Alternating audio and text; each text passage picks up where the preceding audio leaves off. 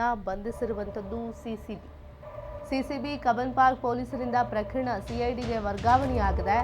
CID ಹೆಚ್ಚುವರಿ DG IGP BK Singh ಮಾರ್ಗದರ್ಶನ, BK Singh ಸೂಚನೆಯಂತೆ 15 ಪೊಲೀಸರ ತಂಡವನ್ನು ರಚಿಸಲಾಗಿದೆ. ಪ್ರಕರಣದ 4ರನ್ನ ಜೂನ್ 19ರವರೆಗೆ ನ್ಯಾಯಾಂಗ ಬಂಧನಕ್ಕೆ ವಿಧಿಸಲಾಗಿದೆ. ಸ್ಟೇಡಿಯಂನ 7, 16, 18, 19, 21ನೇ ಗೇಟ್ನಲ್ಲಿ ಅಧಿಕ ಮಂದಿ ಸೇರಿದ್ರಿಂದ ನೂಕುನುಗ್ಗಲು ಶುರುವಾಗಿ ಕಾಲ್ತುಳಿತ ಆಯಿತು. ಕ್ರೀಡಾಂಗಣ ಒಳ ಹಾಗೂ ಹೊರಗಿನ ಸಿಸಿ ಕ್ಯಾಮೆರಾ ತಪಾಸಣೆ ನಡೆಸಲಾಗ್ತಾ ಇದೆ.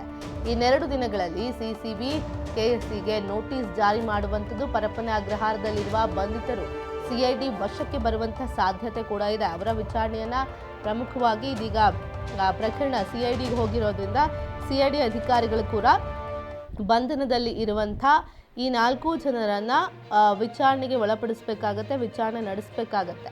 ಸೊ ಹೀಗಾಗಿ ಅವರನ್ನು ಸಿಐಡಿ ವಶಕ್ಕೆ ಪಡೆಯುವಂಥ ಸಾಧ್ಯತೆ ಇದೆ. 4 ಜನ ಪರಪ್ಪನ ಅಗ್ರಹಾರದಲ್ಲಿ ಇರುವಂಥ ಬಂಧಿತ 4 ಜನರನ್ನು ವಶಕ್ಕೆ ಪಡೆಯುವ ಸಾಧ್ಯತೆ ಇದೆ. ಸಿಐಡಿ ಅಧಿಕಾರಿಗಳು ವಿಚಾರಣೆ ನಡೆಸಬೇಕಾಗತ್ತೆ.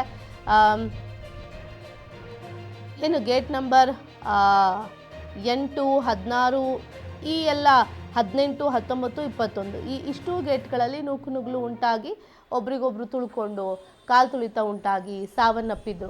ಸೊ ಈ ಗೇಟ್ಗಳ ನಂಬರ್ ಏನಿದೆ 7, 16, 18, 19, 21 ಇಲ್ಲಿ ಸಿಸಿ ಕ್ಯಾಮ್ರಾ ಪರಿಶೀಲನೆ ನಡೆಸುವಂಥದ್ದು. ಮೊದಲು ಹೇಗೆ ಕೆಲವೊಂದಷ್ಟು ಜನ ಬೇಕಂತಲೇ ಇದು ಕ್ರಿಯೇಟ್ ಮಾಡಿರುವಂಥ ನೂಕುನುಗ್ಗಲು ಅಂತ ಒಂದಷ್ಟು ಜನ ಹೇಳ್ತಿದ್ದಾರೆ. ಸೊ ಇನ್ನೊಂದು ಸ್ಟೇಡಿಯಂ ಆಡಳಿತ ಮಂಡಳಿ ತಪ್ಪು ಮಾಡ್ತು, ಏಕಾಏಕಿ ಕೇವಲ ಎಲ್ಲದನ್ನು at A time gate open ಮಾಡಿದರೆ ಎಲ್ಲರೂ ಕೂಡ ಡಿವೈಡ್ ಆಗೋರು. ಬಟ್ ಒಂದೇ ಗೇಟ್ ಓಪನ್ ಮಾಡಿದ್ರಿಂದ ಅಥವಾ 1-2 ಗೇಟ್ ಓಪನ್ ಮಾಡಿದ್ರಿಂದ ಜನ ಅಲ್ಲಿ ನುಗ್ಗೋದಕ್ಕೆ ಶುರುವಾದರೂ ನೂಕುನುಗ್ಗಲು ಉಂಟಾಯಿತು. ಹೀಗಾಗಿ 11 ಜನ ಸಾವನ್ನಪ್ಪಬೇಕಾಯಿತು ಅನ್ನೋ ಮಾಹಿತಿ. ಸೊ ಸಿಸಿ ಕ್ಯಾಮ್ರಾ ಪರಿಶೀಲನೆ ನಡೆಸುವಂಥದ್ದು.